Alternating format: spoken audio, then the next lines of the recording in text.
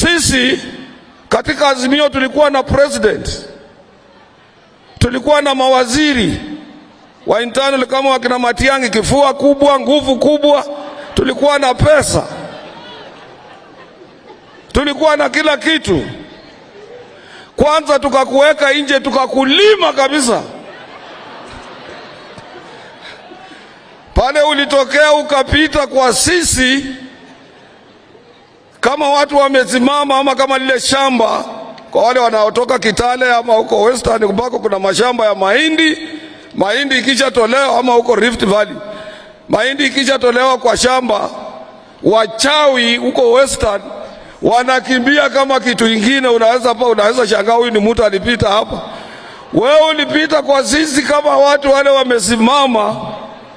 Nikajiuliza, hii television inasema ukweli ama ni uongo?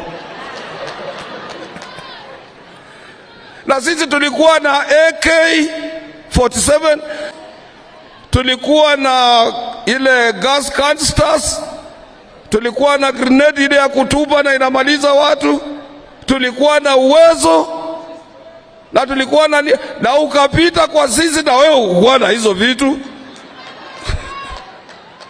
Sasa what makes us think atukienda kwa streets kwa maandamano we will change the status quo?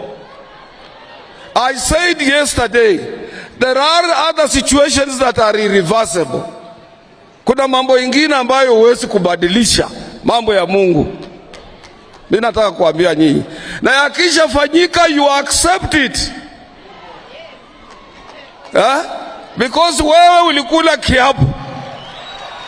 Mtoto wa Kenyatta akakupatia ile panga mrefu ya kulinda nchi.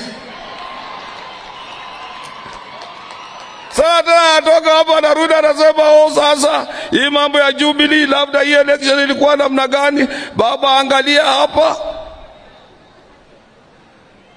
I said, when you retire, Your Excellency, you must be a peacemaker.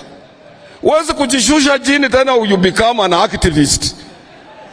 So mtoto wa Kenyatta anataka awe peacemaker. Na yeye alifungia watu, huwezi kuingia State House, watu yake ukuwapigia simu hawezi kuchukua. Sasa ukija shindwa, brothers and sisters, you accept it. I was with them.